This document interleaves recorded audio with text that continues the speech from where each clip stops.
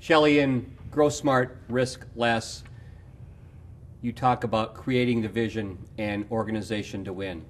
What lessons did you learn in transitioning from managing company operations to adding franchise locations?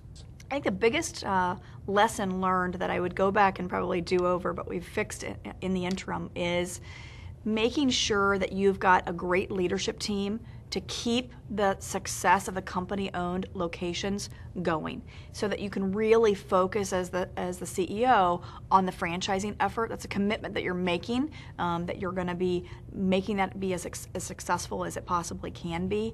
And so I think it's important as you're getting ready to think about franchising that you have the right team in place, so there can be a wall in between the company-owned operations and what will now be the franchising launch.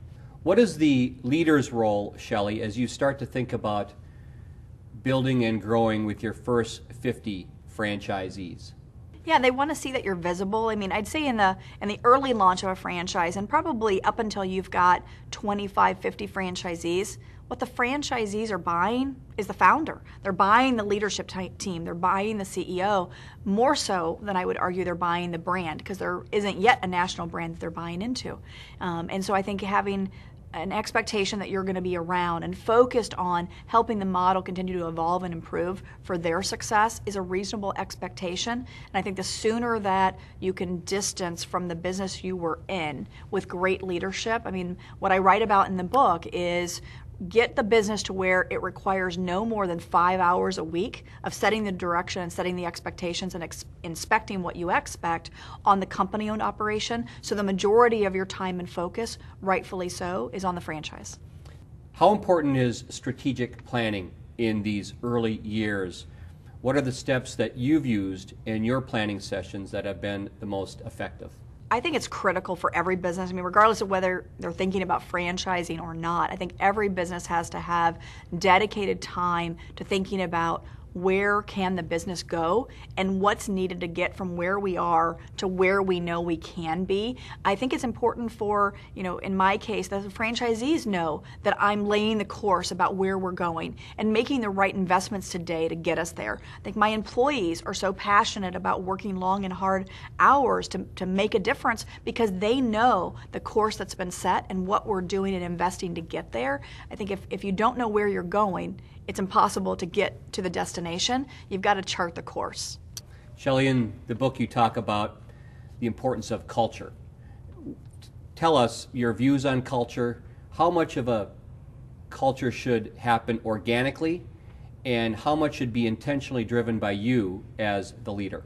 I think in a franchising organization, it is critical that the example comes from the top, but that it permeates the entire culture, that we are in the business as a franchisor of enabling franchisee success and helping them continually be more profitable, have a higher degree of satisfaction with the franchise family that they've joined. And so I think making sure that every employee knows how what they do has an opportunity to make a difference in the life of a franchisee every day. It becomes a mission, not a job, and that's the kind of culture that we have intentionally tried to seed throughout. We didn't want to leave it to chance. It's too important to get right.